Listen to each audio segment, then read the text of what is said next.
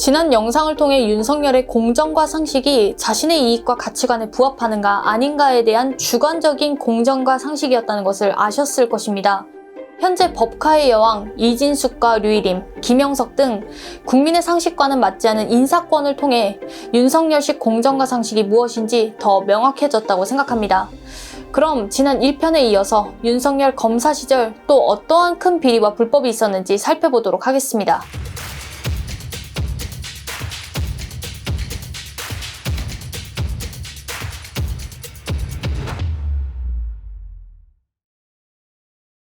첫 번째는 옵티머스 사건 무마 의혹입니다. 여기서 먼저 옵티머스에 대해서 말씀드리겠습니다. 옵티머스는 주식, 채권, 자산 등을 투자 목적에 맞게 전문적으로 운용해주는 자산 운용사였습니다. 원래는 이혁진 전 대표가 에스크베리타스라는 이름으로 설립했으나 2013년과 2017년 두 차례의 경영권 분쟁으로 이혁진 대표에서 김재현 대표 체제로 전환됐습니다. 김재현이 대표로 부임한 뒤 공공기관 매출 채권이라 하여 공공기관과 계약한 사업체가 사업 관련 대금을 받기 전에 사업 계약서만을 토대로 매출 채권을 발행해 시중에서 자금을 조달하는 채권을 기획했습니다. 그러나 이는 허울뿐인 말장난에 불과했습니다. 국가계약법에 따르면 공공기관은 계약 상대자의 청구를 받은 날부터 5일 이내에 지급해야 하기 때문에 사업체가 대금 수령 전 매출 채권 발행으로 자금을 마련한다는 건 있을 수 없는 일이었습니다. 또한 공공기관 매출 채권 발행 시 공공기관의 승인을 받아야 하는 까다로운 조건이 있었기 때문에 애초에 공공기관 매출 채권 시장이 활성화되지 못한 측면도 있었습니다. 그럼에도 옵티머스는 공공기관 매출 채권이 연 2%에서 4% 수익률을 가진 매우 안전한 상품이라며 NH투자증권, 하이투자증권, 한국투자증권 등 증권사들을 대상으로 대대적인 홍보를 했습니다. 이에 더해 이현재 전 부총리, 최동욱 전 검찰총장, 김진훈 전 군인공제회 이사장을 비롯해 옵티머스 지분 14%를 가지고 있는 최대 주주 양호 전 나라은행 은행장 등 내로라 하는 정관계 인사들을 자문위원으로 위촉해 신뢰성까지 확보했습니다. 증권사는 공격적으로 판매를 시작했고 투자자들은 공공기관의 안정성을 보고 옵티머스에 적극 투자하거나 혹은 증권사의 권유로 투자하기도 했습니다. 이렇게 해서 옵티머스는 2017년 6월부터 2020년 5월까지 약 2,900여 명의 투자자로부터 1조 2천억 원을 끌어모았습니다. 그 뒤 옵티머스는 투자와 관련된 진행 상황 등 모든 정보에 대해 오로지 운용사만 통제 가능하고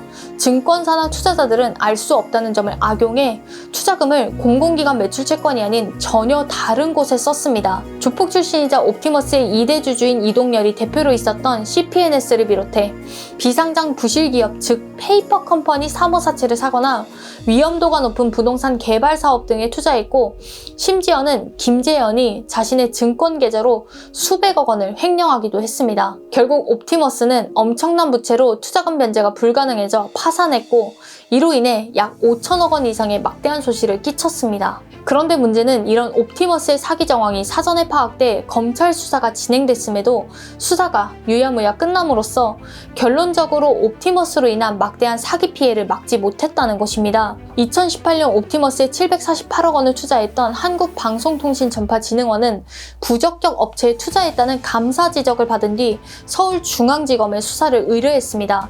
그러나 서울중앙지검은 2019년 5월 증거 불충분으로 무혐의 처분을 내렸는데 이때 서울중앙지검장이 바로 윤석열이었습니다. 옵티머스 부실 수사 논란이 일자 윤석열은 옵티머스 사건이 부당정결 사안이라 보고받지 못했다며 부장검사선에서 수사가 진행 및 종결되었다는 취지로 해명했습니다. 그러나 검찰 내 위임정결 사무 규정에 따르면 수사 의뢰 접수 후 6개월이 지나거나 50억 이상 되는 사기 사건 혹은 경제사범의 경우 부장검사 직급위인 차장검사의 결재 후 처리됩니다. 이에 적용할 때 수천억 원 규모의 옵티머스 사건은 중대한 사안이기에 차장 정결뿐만 아니라 서울중앙지검장 윤석열에게 직접 보고됐을 가능성이 큰 것입니다.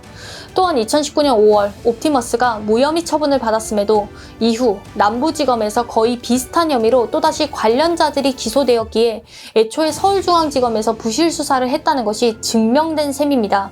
이를 두고 시민단체 사법정의 바로세우기 시민행동은 2021년 2월 옵티머스 수사와 관련해 윤석열은 직권남용으로 사건 수사를 맡았던 검사들은 직무유기로 공수처에 고발했습니다. 그러나 공수처는 약 9개월간의 수사 끝에 윤석열과 사건 관련 검사들을 모두 무혐의 처분했습니다.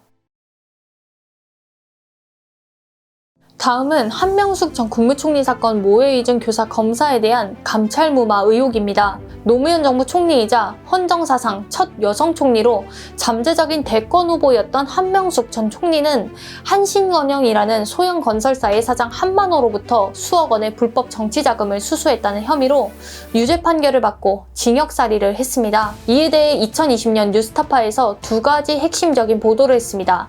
첫째는 뇌물 공여자 한만호가 검찰의 지속적인 압박과 회유로 인해 어쩔 수 없이 한명숙 전 총리에게 정치자금을 건넸다고 진술했다가 이후 재판에서 진술을 번복했다는 것입니다. 둘째는 당시 수사팀 담당 검사였던 엄희준, 임관혁 검사 등이 진술을 번복한 한만호를 위증죄로 기소하기 위해 한만호와 함께 복역했던 서울구치소 사기전과범 김씨와 마약사범 최씨, 그리고 경제사범 H씨를 매수해 모해위증을 교사했다는 것이었습니다.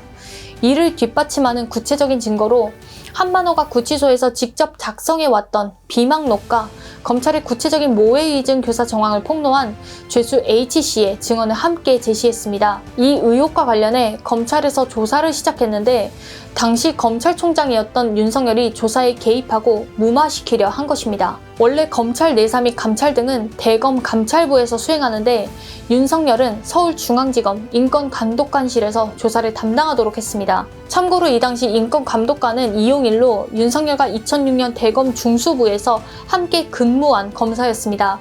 이에 한동수 당시 대검 감찰부장이 강력히 반발했으나 윤석열은 서울중앙지검에 배당되도록 밀어붙였습니다. 그러다 2020년 6월 추미애 당시 법무부 장관은 윤석열 대검이 감찰부장을 무력화하고 있다며 대검 감찰부에 조사하도록 지시했습니다.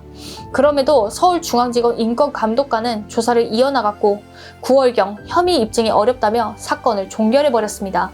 허무하게 끝난 조사를 두고 9월 14일 법무부는 이문정 검사를 대검 감찰부에 합류시켰습니다. 한동수 감찰부장은 이문정 검사에게 증인들의 위증 및 검사의 위증교사 의혹 사건을 맡겼습니다. 당시 이문정 검사는 다른 감찰부 검사들과 비교했을 때 수사권과 기소권이 없어 원활한 조사가 이루어지기 어려운 상황이었습니다. 이에 한동수 감찰부장은 윤석열에게 이문정의 수사권을 여러 차례 요청했으나 윤석열은 불공정을 이유로 거부했습니다. 결국 2021년 2월 22일 박범계 당시 법무부 장관이 이문정 검사를 서울중앙지검 검사로 겸임 발령을 내렸습니다.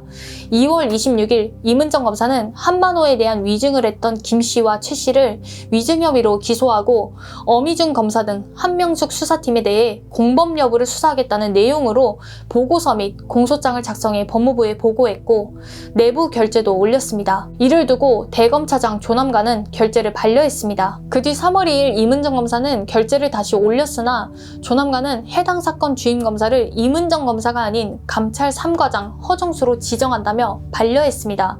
이에 이문정 검사는 차장이 아닌 검찰총장의 지시가 있어야 한다고 했습니다. 그러자 윤석열이 주임검사를 지정하겠다는 공문을 내려보낸 것입니다. 이에 따라 허정수 감찰 3과장이 주임검사가 됐고 3월 5일 한명숙 사건과 관련된 증인 및 수사검사 등을 모두 불기소하기로 결정했습니다. 결국 윤석열과 조남관이 수사 직무에서 이문정 검사를 노골적으로 배제하며 모해위증 교사라는 심각한 불법을 저지른 검사들을 비호하고 제19 감싸기를 한 것입니다. 이원석 검찰총장은 민주당의 검사 탄핵과 검찰개혁에 대해 지금까지 저희가 해오던 대로 기존의 수사와 재판을 오로지 증거와 법리에 따라서만 원칙대로 수행해서 죄를 지은 사람은 반드시 처벌이 뒤따른다, 필벌이다 라는 원칙을 지키도록 하겠습니다 라고 했으며 최근 이원석 검찰총장이 후임으로 지명된 심우정 후보자는 인터뷰에서 검찰이 국민의 기본권을 보호하고 정의를 실현하는 사명과 역할을 다하여 국민의 신뢰를 얻을 수 있도록 최선을 다하고 법과 원칙이 지켜지도록 하겠다고 말했습니다. 이들이 앵무새처럼 말하는 법과 원칙이 과연 어떠한 의미일까요? 생각해보면 윤석열식의 공정과 상식이 전제된 법과 원칙이라 생각됩니다. 여러분들은 어떻게 생각하시나요? 윤석열 검사와 관련된 여러 비리에 대해 마지막 편에서 이어가도록 하겠습니다.